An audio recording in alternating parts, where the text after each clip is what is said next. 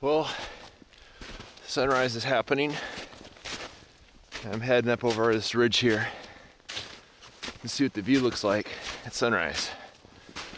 I originally wasn't gonna be bringing my camera, but there's some interesting conditions because it rained and a little bit of snow overnight.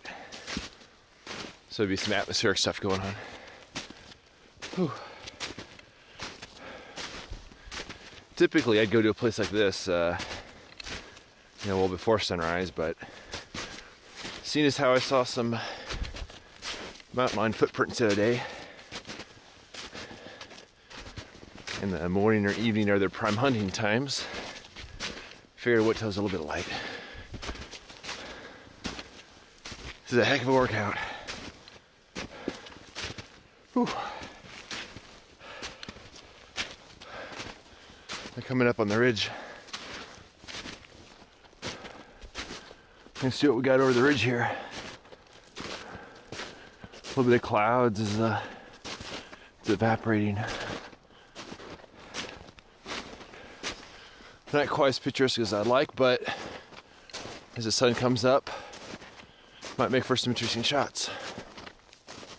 So I'm gonna go ahead and set up my camera here and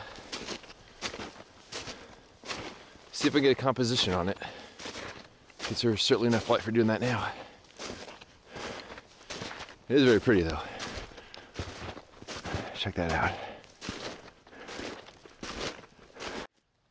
Well, there really wasn't any sort of interesting light at sunrise. And that appears to be the pattern here for the wintertime.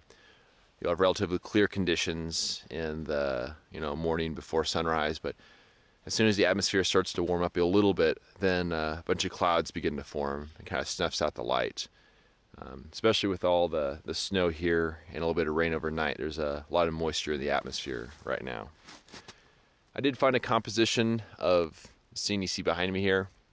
It's not one I'm completely in love with, it's okay. It'd have to have some nice light to make it really special. And right now the light is very flat, so I think the plan for right now is to leave my camera set up for the time being, go back to my truck and get some breakfast, and come back in a little bit and see if the conditions warrant taking a photo, maybe a black and white, or I don't know. If we get some, there are some high clouds up there above the clouds you see there obscuring the light right now. They lit up a little bit at sunrise, but maybe it's the type of thing where these clouds might clear out a little bit at some point, get some direct sunlight on some of the areas in the valley there, and maybe it'll make for an interesting black and white.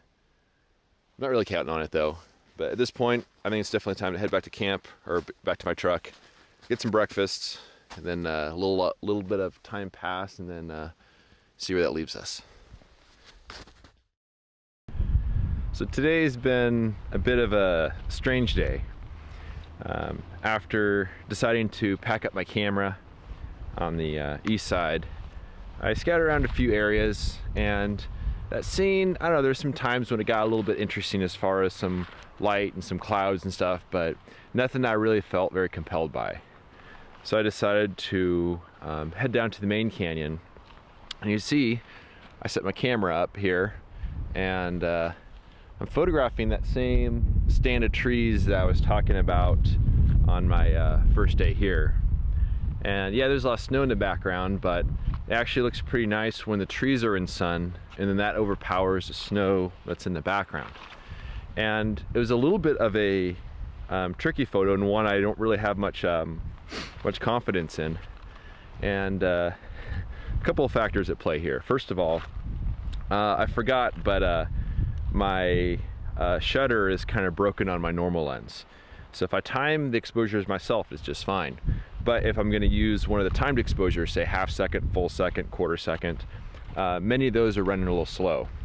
And to shoot the scene at f/45, that meant I had to be at a half second.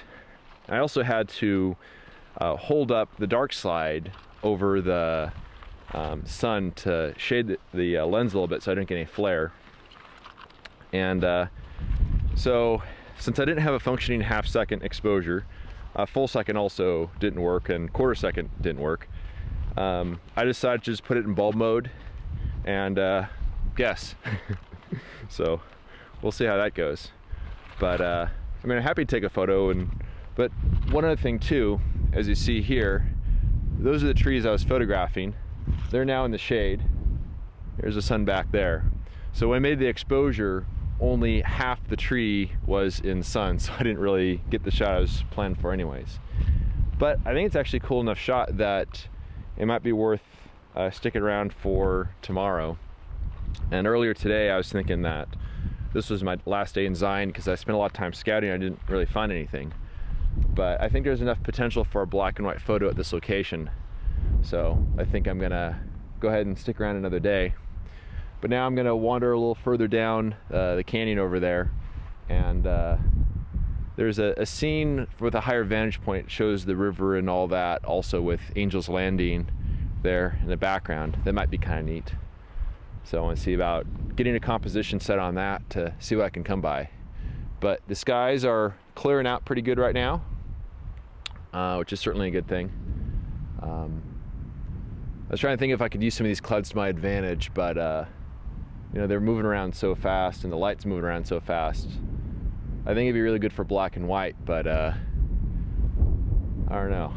It's hard to keep up with everything as it's changing here. But probably worth sticking around for another day and see what happens. So after taking that last photo, I decided to kind of spend some time wandering around the Big Bend area and just trying to find something interesting to point my camera at, which I think is kind of the goal as photographers.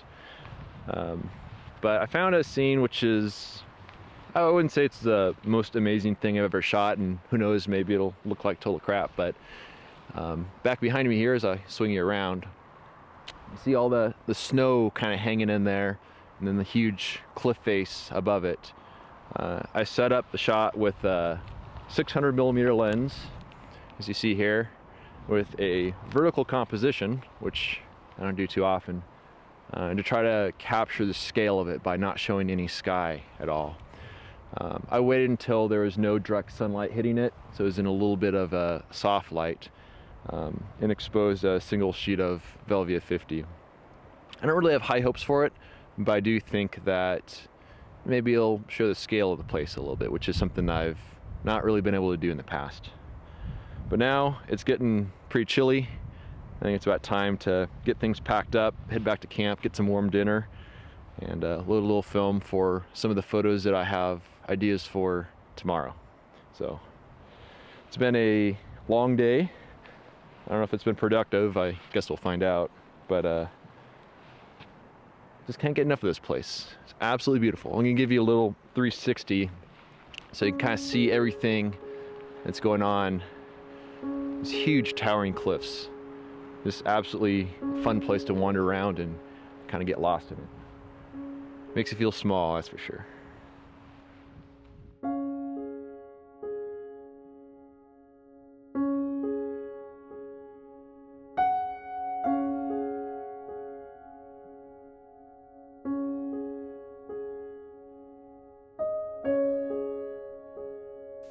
If you love this content and want to help support my journey, you can do so by subscribing to my YouTube channel, telling a friend, or sending a contribution of just $24 a year via PayPal. I depend on the generous support of people like you to produce this ad-free content. Thanks in advance for your support.